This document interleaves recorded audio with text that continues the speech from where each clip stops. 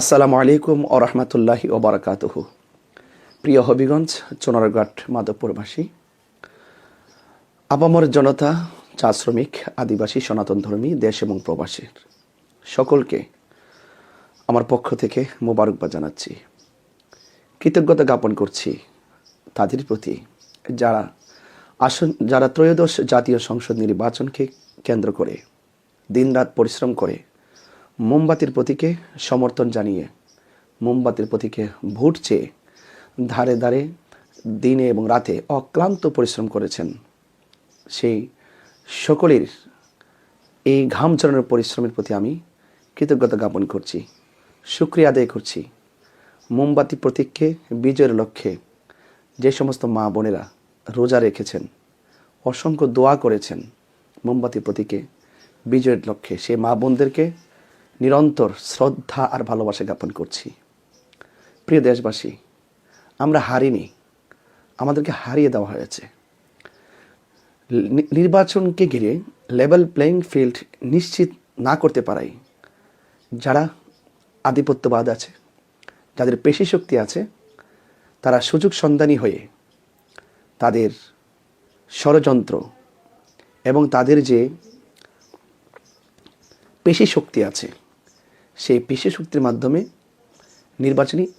নির্বাচনী যে level playing field আছে সেটা ব্যাহত হয়েছে এবং সারা দেশব্যাপী চুনারঘাট এবং মাধবপুরে মোমবাতির প্রতীকে বিজয়ের যে স্বপ্ন এঁকেছিল সে স্বপ্নটি নস্যাৎ হয়েছে। তবে এতটুকু বলতে চাই, আমরা যেভাবে চুনারঘাট মাধবপুরবাসীকে নিয়ে স্বপ্ন দেখেছিলাম, ইনশাআল্লাহ সেই স্বপ্ন আমরা পূরণ করার লক্ষ্যে আমাদেরকে হতাশ হলে চলবে না, আমাদেরকে ঘুরে দাঁড়াতে হবে, আমাদেরকে ঐক্যবদ্ধ থেকে আমাদের স্বপ্নের রুটম্যাপটি আঁকতে হবে। সেই জন্যে উপজেলা থেকে ওয়ার্ড পর্যন্ত, ওয়ার্ড থেকে গ্রাম পর্যন্ত আমাদের সকলকে সব কিছু রুট দিয়ে এসে সকল ভেদাভেদ ভুলে গিয়ে আমাদেরকে একটি কাঙ্ক্ষিত রুটম্যাপ তৈরি করতে হবে। প্রবাস থেকে যারা পোস্টাল ব্যালটে আমাকে ভোট দিয়েছেন, আপনাদের সকলকে আমি অভিনন্দন এবং মোবারকবাদ জানাই। আপনাদের ঋণ কখনো শোধ করতে পারবো না।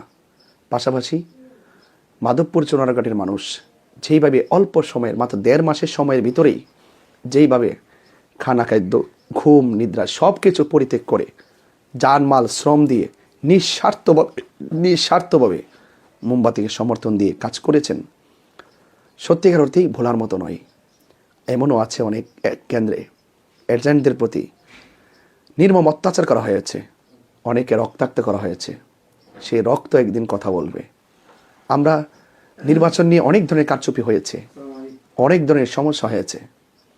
আমরা নির্বাচনের রেজাল্ট মেনে নিতে না পারলেও আমরা অবশ্যই ধৈর্য ধারণ করছি, সবর করছি, কারণ মজলুম ধৈর্য ধারণ করে। তবে আমি আশা করিনি যে রাষ্ট্রতন্ত্র নির্বাচনকে নিয়ে যে স্বপ্ন দেখিয়েছিল চুনারঘাট এবং মাধবপুর, সেই স্বপ্ন শতভাগ পালন করতে ব্যর্থ হয়েছে, প্রশাসন ব্যর্থ হয়েছে এবং আধিপত্যবাদ আবারও নতুন করে দেখা দিয়েছে। আমি আশা করব আগামীর দিনে যেন এইরকম ঘটনার অবতারণা না হয়। জনগণের স্বপ্নের সঙ্গে যারা, জনগণের কাঙ্ক্ষিত প্রত্যাশার বিরুদ্ধে যারা পেশি শক্তি ব্যবহার করে মানুষের কাঙ্ক্ষিত স্বপ্নের রোডম্যাপকে ব্যাহত করেছে, এই জনগণই একদিন চুনারঘাট মাধবপুরের চা শ্রমিক, আপামার জনতা, সনাতনী এবং আদিবাসী প্রবাসীদেরকে নিয়ে ইনশাল্লাহ অবশ্যই কাঙ্ক্ষিত স্বপ্ন পূরণ করবে। মোমবাতির সমর্থনকারী যারা আছেন, কেউ হতাশ হবেন না, কেউ চিন্তা করবেন না। সকলকে আমি অনুরোধ করে বলছি, আপনারা কেউ ঘাবড়িয়ে যাবেন না, দুর্বল হবেন না।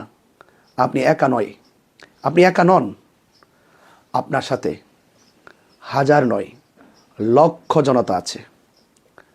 এই জন্যে বৃহত্তর সুন্নি জোট সমর্থিত বাংলাদেশ ইসলামী ফ্রন্ট মনোনীত মোমবাতি প্রতীকটি আজ বেশ জনপ্রিয়। সে আলোকে কেউ নেভাতে পারবে না, কারণ হৃদয়ে আলোকিত হলে কোনো অপশক্তি সে আলোকে নিভাতে পারে না।